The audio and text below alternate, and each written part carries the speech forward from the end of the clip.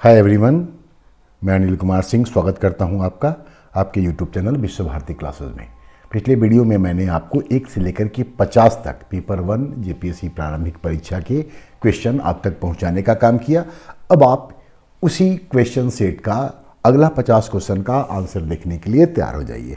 यहाँ पर भी आपको 51 क्वेश्चन देखने को मिलेंगे, ठीक है, 51 से लेकर के 100 तक, और ज़रूरत के हिसाब से थोड़ी बहुत जानकारी भी आपको हम निश्चित तौर पर देते चलेंगे। तो चलिए हम लोग क्वेश्चन देखने का काम शुरू करते हैं। क्वेश्चन नंबर 51, डेमोग्राफिक डिविडेंड का क्या अर्थ है? डेमोग्राफिक डिविडेंड मतलब कि जनांकिकीय लाभांश का क्या अर्थ है? तो जनांकिकीय लाभांश का फार्मूला जान लीजिए। कार्यशील जनसंख्या डिवाइडेड बाय कुल जनसंख्या, working population divided by total population. अब आपके सामने आंसर बी है। जनसंख्या में कार्यकारी जनसंख्या की अधिकता डेमोग्राफिक डिविडेंड कहलाता है। नंबर 52, नीति आयोग का प्राथमिक कार्य क्या है? तो नीति आयोग का प्राथमिक कार्य होता है सामाजिक आर्थिक विषयों पर सरकार को सलाह देना, क्योंकि फेडरल स्ट्रक्चर को मजबूत करने के उद्देश्य से ही प्लानिंग कमीशन के स्थान पर नीति आयोग को लाया गया, इसलिए इसका आंसर है ए। नंबर 53, जब करारोपण मतलब टैक्सेशन वस्तु के मात्रा, वजन एवं संख्या के आधार पर लगाया जाता है तो वह क्या कहलाता है? तो उसको बोलते हैं विशिष्ट कर, स्पेसिफिक टैक्स, ठीक है। तो आंसर बी इसका सही उत्तर है। यथा मूल्य कर का मतलब हुआ कि जब वस्तु के मात्रा के आधार पर, संख्या और वजन के आधार पर टैक्स न लगा करके वस्तु के मूल्य के आधार पर टैक्स लगाया जाए तो उसको बोलते हैं यथा मूल्य कर, मतलब एड वैलोरम टैक्स, जो कि इनडायरेक्ट टैक्स होता है। प्रगामी कर, मोटे तौर पर भारत में कर संरचना प्रगामी मानी जाती है। इसका मतलब हुआ कि जैसे जैसे आय बढ़ेगी उस पर लगने वाला कर का दर भी बढ़ता चला जाएगा, जबकि अनुपातिक कर नाम से ही स्पष्ट है कि एक अनुपात में कर लगाया जाएगा, चाहे आय कुछ भी क्यों ना हो। तो इसका आंसर था बी। नंबर 54, 2011 की जनगणना के अनुसार शहरी जनसंख्या का प्रतिशत है। सही उत्तर है 31.16। डेटाबेस है, इसको याद रखिएगा, 31.16। नंबर 55, उपभोक्ता मूल्य सूचकांक के लिए ग्रामीण क्षेत्र से मूल्य संग्रहण का काम किसके द्वारा किया जाता है? तो मूल्य संग्रहण का काम किया जाता है डाक विभाग के द्वारा। ऑप्शन ए इसका सही उत्तर है। जबकि वाणिज्य एवं उद्योग मंत्रालय ये होलसेल प्राइस इंडेक्स को जारी करने का काम करती है। नंबर 56, आरबीआई के द्वारा मौद्रिक नीति मॉनेटरी पॉलिसी की घोषणा कितने दिनों में की जाती है? बहुत सिंपल क्वेश्चन है ये। 6 महीने पर इसकी घोषणा की जाती है, मतलब साल में 2 बार किया जाता है। नंबर 57, संरचनात्मक बेरोजगारी मुख्य रूप से पाई जाती है। संरचनात्मक बेरोजगारी मुख्य रूप से पाई जाती है विकासशील देशों में। तो भारत में मुख्य रूप से जो बेरोजगारी पाई जाती है वो है संरचनात्मक बेरोजगारी, और इस तरह के बेरोजगारी की जो प्रकृति होती है दीर्घकालीन होती है, लॉन्ग टर्म होती है। तो 57 का आंसर बी। 58, सरकार द्वारा प्रतिबंधों एवं अवरोधों को हटाने की प्रक्रिया क्या कहलाती है? ये कहलाती है उदारीकरण। ऑप्शन सी इसका सही उत्तर है। जब उद्योग धंधों पर सरकार अपना नियंत्रण कम करती है और बाजार के हवाले कर देती है तब ये होता है लिबरलाइजेशन, उदारीकरण। तो यहाँ पर सरकार प्रतिबंध और अवरोध को हटाने का काम करती है। तो आंसर है सी। 59, भारत में पूंजी निर्माण के आंकड़े एकत्रित करने का काम कौन करता है? तो पूंजी निर्माण के कैपिटल फॉर्मेशन को जो आंकड़े हैं इसको एकत्रित करने का काम आरबीआई और एनएसओ इनके द्वारा किया जाता है। तो सही उत्तर है 59 का ए।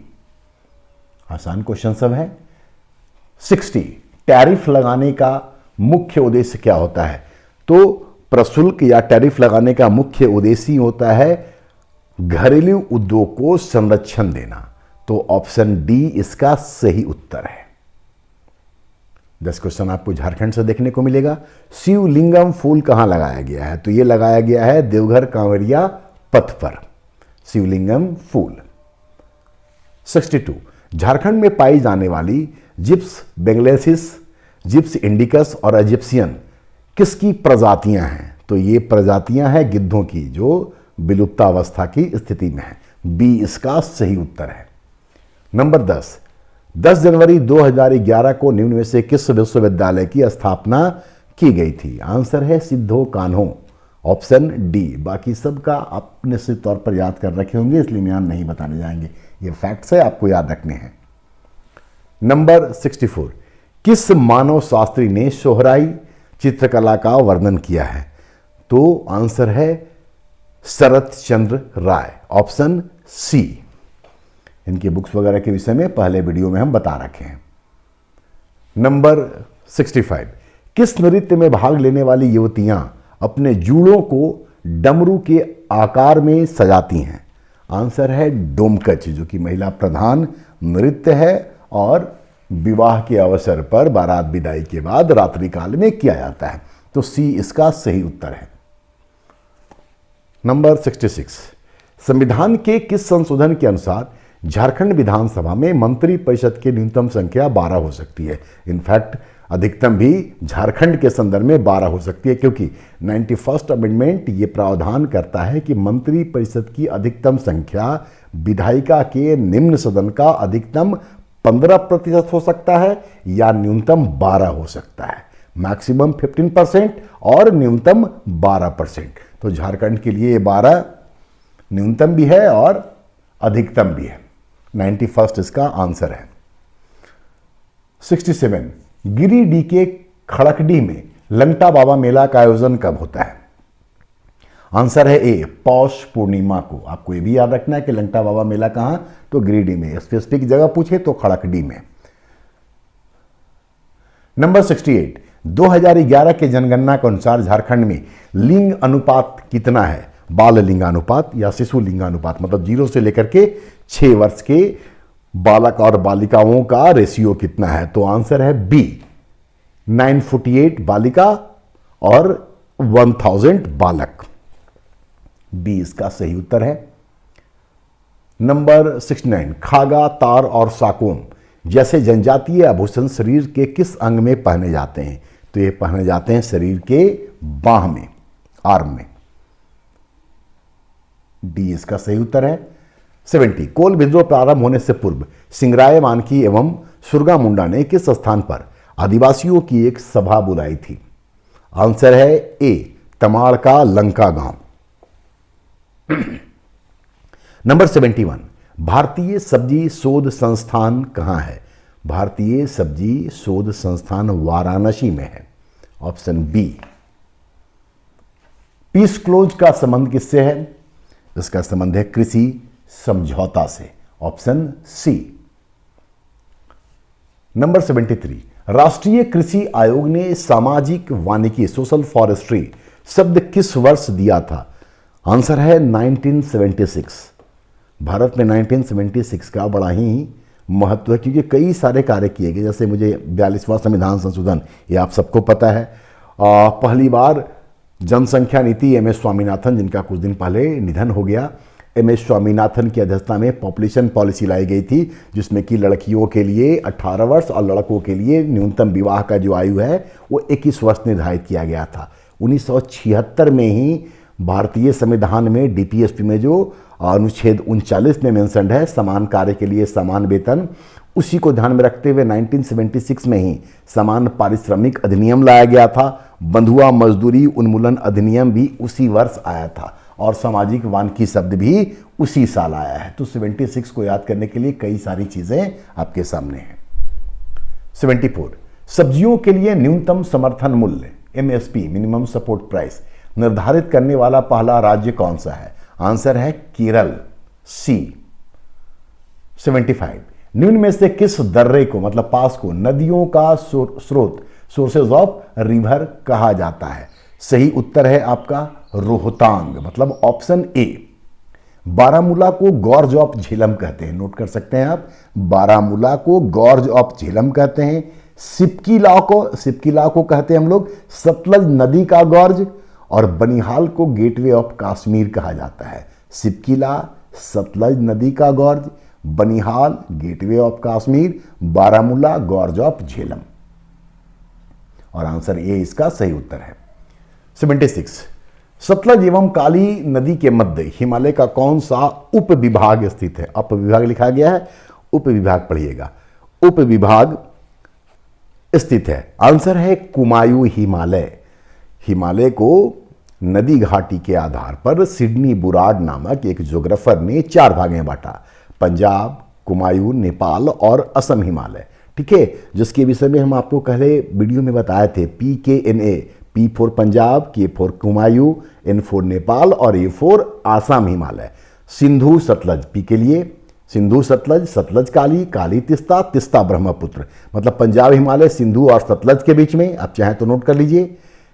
कुमायूं हिमालय सतलज और काली के बीच में, जो आपका क्वेश्चन पूछा हुआ है। नेपाल हिमालय काली और तिस्ता के बीच में, और असम हिमालय तिस्ता और ब्रह्मपुत्र के बीच में अवस्थित है। ठीक है, तो नदियां कौन कौन सा आई? सिंधु, सतलज, सतलज काली, काली तिस्ता, तिस्ता ब्रह्मपुत्र। ठीक है, तो आंसर इसका डी है। वो आपसे पूछे कि नेपाल हिमालय किस नदी के बीच में है, असम हिमालय की नदी के बीच में है, आप आंसर करने की स्थिति में है। फिर से दोहरा दे, PKNA ऐसे वर्टिकली लिखिए, P के सामने लिखिए सिंधु सतलज, फिर सतलज काली, फिर काली तिस्ता और फिर तिस्ता ब्रह्मपुत्र। आंसर आपके सामने आ जाएगा। चलिए नेक्स्ट क्वेश्चन की ओर बढ़ें। नंबर 77, सूर्य से दूरी के क्रम में 5वें स्थान पर कौन सा ग्रह है? आंसर है जुपिटर। इस तरह का फैक्ट्स आप लोगों को पता है, इस पर हम ज़्यादा वक्त नहीं आपका बर्बाद करेंगे। 78, चाय के उत्पादन के लिए सर्वाधिक उपयुक्त मिट्टी लैटेराइट मिट्टी होती है। नंबर 79, कोलेरू झील किन 2 नदियों के डेल्टाओं के बीच स्थित है? आंसर है इसका कृष्णा गोदावरी, मतलब ऑप्शन बी। नंबर 80, मानव जनसंख्या के समान वितरण वाले स्थानों को मिलाने वाली रेखा को मानचित्र पर किससे व्यक्त किया जाता है? तो इसका सही उत्तर है ए, आइसोपिकनिक। आइसोनीफ ये बर्फ गिरने की दशा को बताता है। आइसोनेफ, नेफ मतलब कि क्लाउड, ये क्लाउड से संबंधित जानकारी देने का काम करता है। तो आंसर है इसका 80 का ए। नंबर 81, साइंस से जुड़ा हुआ कुछ क्वेश्चन देखिए, बहुत अप्लाइड क्वेश्चन है, बहुत इजी क्वेश्चन है। पित्त का रंग, पित्त मतलब बाइल का रंग किस पिगमेंट द्वारा निर्धारित होता है? आंसर है बिलरुबिन। बिलरुबिन टेस्ट आपने सुना होगा, तो आंसर है बी। नंबर 82, रक्त का कौन सा कोशीय तत्व मुख्य रूप से प्लीहा मतलब स्प्लीन में नष्ट होता है? तो स्प्लीन में नष्ट होता है ब्लड प्लेटलेट्स। ऑप्शन ए इसका सही उत्तर है। 83, गुस्सा एवं उत्तेजना के समय कौन सा हार्मोन काम करता है? यहां आंसर बताने से पहले हम आपको बताएं कि साइंस की तैयारी में बायो पढ़ते वक्त हार्मोन से जुड़ा हुआ चीज एकदम याद रखिए, ग्रंथि मतलब ग्लैंड से जुड़ा हुआ चीज एकदम याद रखिए, इसके अलावा ब्लड से जुड़ा हुआ चीज एकदम याद रखिए। यहां से क्वेश्चन का हम लोग प्रायः उम्मीद करते हैं। ठीक है, खैर 83 का आंसर है बी, एड्रेनालिन। नंबर 84, जल जमाव वाले मिट्टी क्षेत्र में किस तरह का प्राकृतिक खाद उपयोगी होता है? क्योंकि एग्रीकल्चर से जुड़ा हुआ भी क्वेश्चन आपको साइंस में पूछे जाएंगे, इसलिए क्वेश्चन रखा गया है। आंसर है इसका डी, अमोनियम सल्फेट। 85, प्याज में लाल रंग किसकी उपस्थिति के कारण होता है? आंसर है डी, एंथोसाइनिन। ऑप्शन डी को देखिए। नंबर 86, ये भी बहुत आसान क्वेश्चन है, कौन सा विटामिन घाव भरने में सहायक होता है? आंसर है सी, विटामिन सी। 87, एकमात्र पादप हार्मोन मतलब प्लांट हार्मोन जो कि सामान्य तापमान पर गैस अवस्था में पाया जाता है, यह भी आपको निश्चित तौर पे पता होगा। आंसर है एथिलीन। ये सब क्वेश्चन हम जब सीजीएल के लिए हम क्वेश्चन डाल रहे थे उस वक्त साइंस से जुड़ा हुआ बहुत सारा हम वीडियो आप लोगों के लिए उपलब्ध कराए थे, क्वेश्चन आप लोगों को प्रोवाइड किए थे, आप उसको भी प्लीज देखिएगा, वो यहां पर भी काम आएगा। खैर आंसर इसका एथिलीन, ए। नंबर 88, कौन एक सही सुमेलित नहीं है? मतलब 3 सही सुमेलित हैं, जो नहीं है वो है सी, लिखा हुआ है ऑर्निथोलॉजी, सामने लिखा हुआ है फिशेज। ऑर्निथोलॉजी मतलब कि स्टडी ऑफ बर्ड्स, तो ऑर्निथोलॉजी बर्ड्स से संबंधित होगा। फिशेज इसको बोलते हैं इक्थियोलॉजी, तो फिशेज के लिए इक्थियोलॉजी और निम्फोलॉजी स्टडी ऑफ बर्ड्स, तो सी इसका सही उत्तर है। वह तकनीकी शब्द जो किसी नंबर 89, वह तकनीकी शब्द जो किसी संचार माध्यम की सूचना प्रदान करने की क्षमता दर्शाता है क्या कहलाता है? आंसर है बैंडविड्थ। मतलब कि बी। ये सब आप लोग जानते हैं। नंबर 90, दूध का पाचन करने वाला एंजाइम कौन सा है? तो सही है आंसर डी, रेनिन। बाकी भी आप जरूर देखिए, हम पहले वीडियो में डाल रखे इसलिए मैं यहां पर अब एक्सप्लेन इसको नहीं करेंगे। साइंस से जुड़ा हुआ ये सब चीज हम बता रखे हैं आपको। 91, शरीर का कौन सा अंग कार्बन डाइऑक्साइड एवं जल को जलवाष्प के रूप में बाहर निकालता है? तो ये काम किया जाता है लंग्स के द्वारा, फेफड़ा के द्वारा।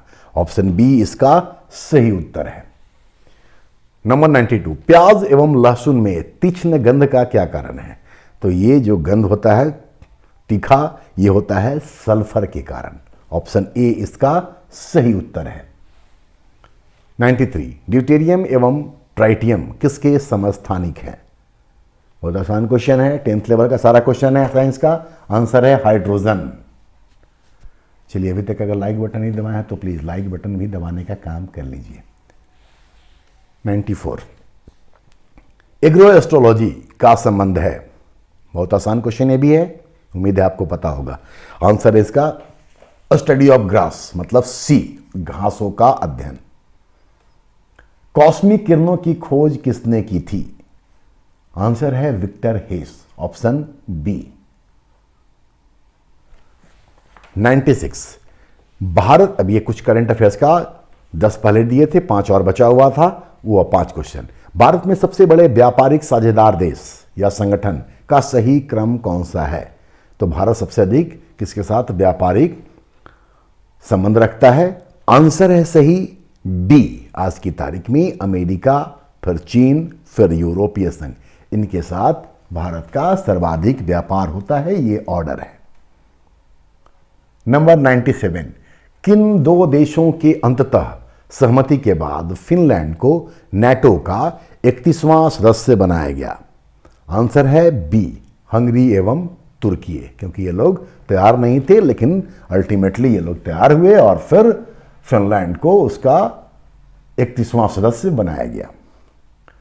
नंबर 98, किस देश को पराजित कर भारत ने 7वां एशियन हॉकी चैंपियनशिप जो लास्ट ईयर अगस्त में हुआ था, हराया था भारत ने मलेशिया को? ऑप्शन डी इसका सही उत्तर है।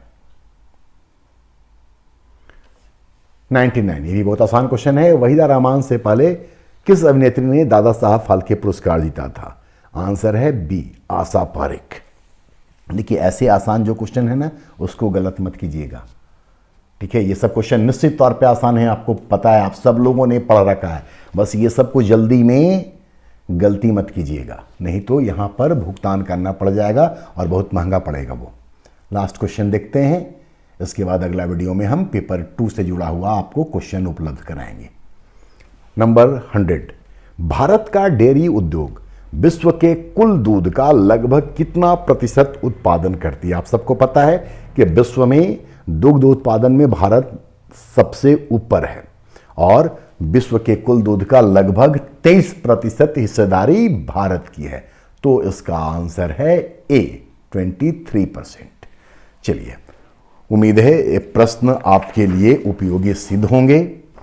जो थोड़ा बहुत जानकारी मैंने आप तक पहुंचाने का काम किया है, वो भी आपके लिए परीक्षा के दौरान उपयोगी सिद्ध होंगे, ऐसा विश्वास करते हैं। मिलते हैं अगले वीडियो में, जहां हम आपके लिए लेकर के आएंगे जेपीएससी प्रारंभिक परीक्षा के लिए सेकंड पेपर, मतलब झारखंड से जुड़ा हुआ प्रश्न। प्लीज़ लाइक करना और शेयर करना मत भूलिएगा। धन्यवाद।